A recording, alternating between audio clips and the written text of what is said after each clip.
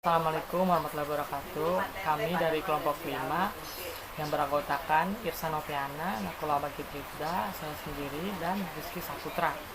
Jadi pada video materi kali ini kami akan membahas KD 3.5 menganalisis kue dari adonan cair butter dan KD 4.5 membuat kue dari adonan cair butter.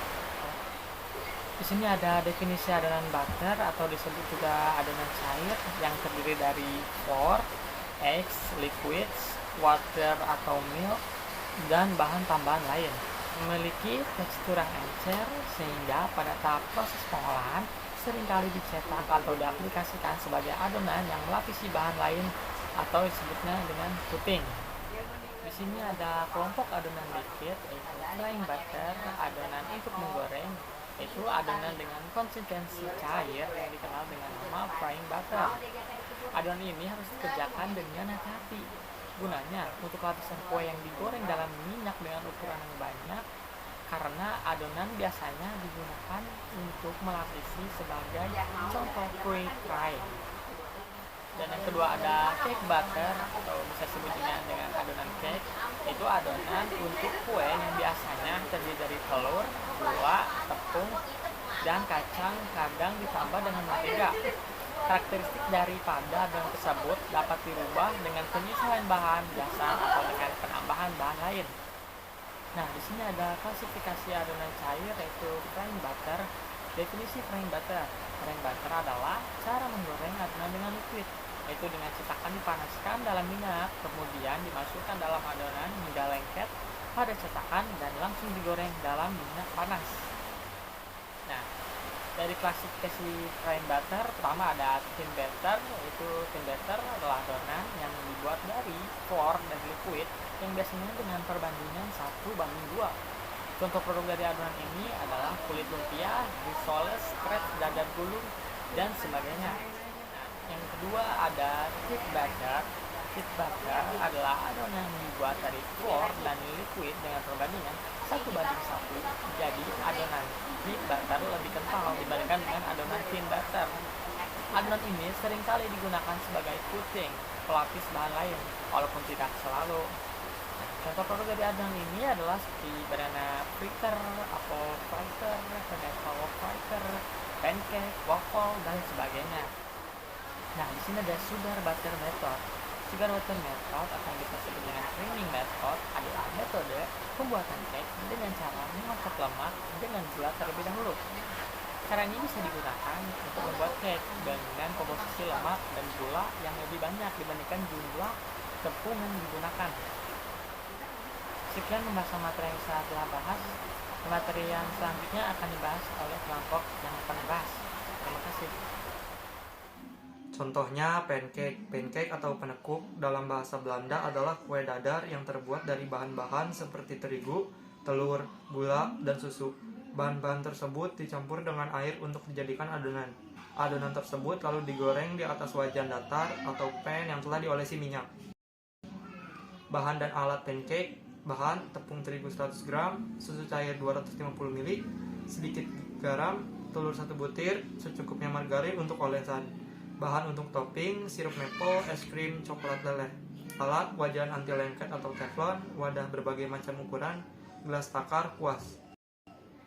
Waffle. Waffle adalah kue yang sangat populer di negara Belgia dan Amerika. Dengan bentuk yang unik seperti batang coklat yang berlubang-lubang persegi, kue ini biasa dinikmati dengan topping strawberry, coklat, madu, sirup maple, atau es krim.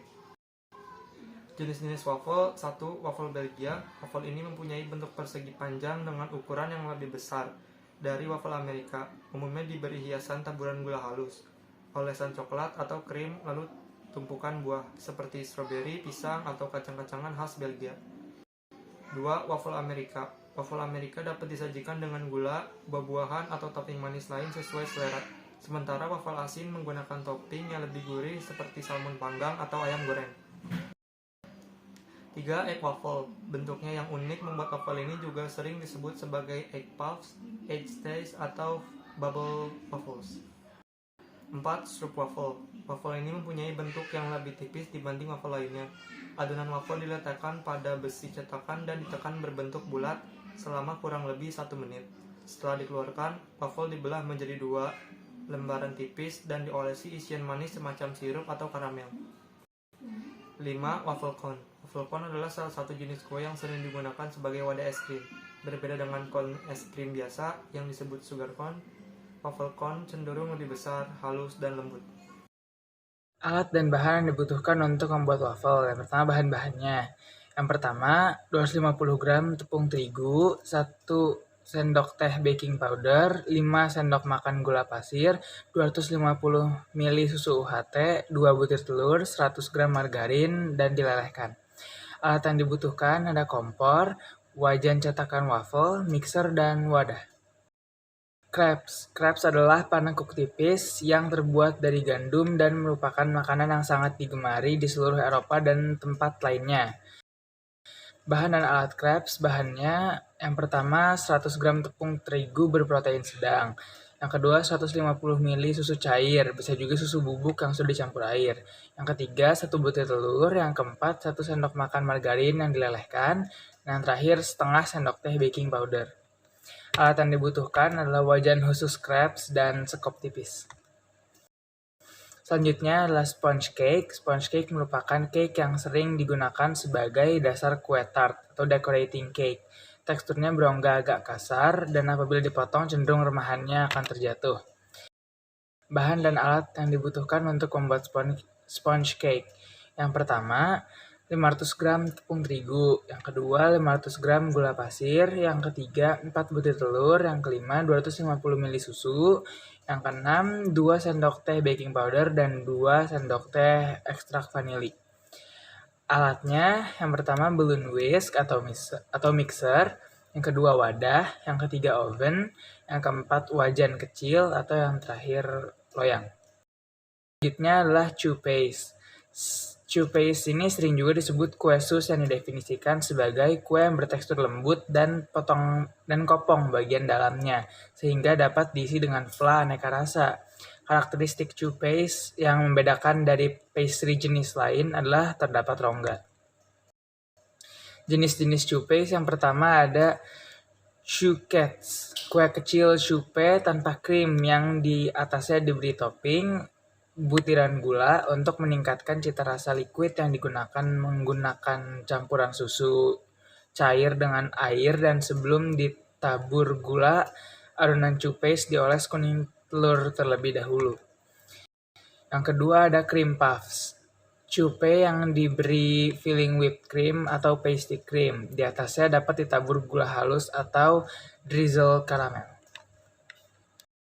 Yang ketiga ada eclairs, chocolate yang berbentuk panjang dengan banyak variasi filling tradisional coffee atau coklat krim ditopping dengan coklat glaze atau lainnya.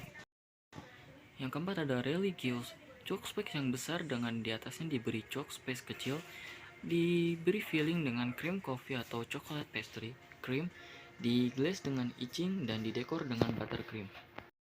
5. Profit roulette, chocolate yang sering dijumpai pada dessert di restoran Prancis yang diberi filling ice cream dan ditopping dengan saus coklat.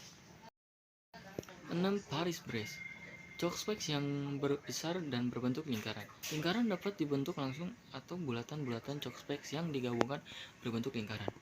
Di filling dengan praline cream, ditopping dengan almond slice dan ditabur dengan gula halus.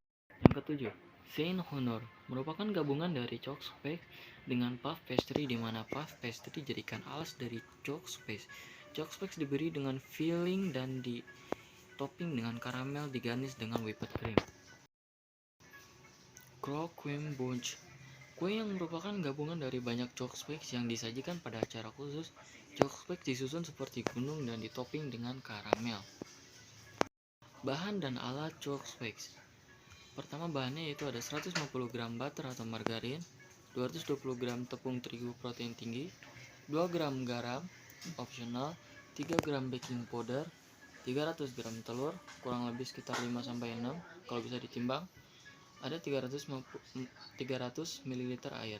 Untuk alatnya ada timbangan, oven, panci, loyang, kompor, spatula, dan alat bantu seperti sendok, gunting, dan lain-lainnya. Sekian dari kelompok kami, mohon maaf bila ada kesalahan kata. Wassalamualaikum warahmatullahi wabarakatuh.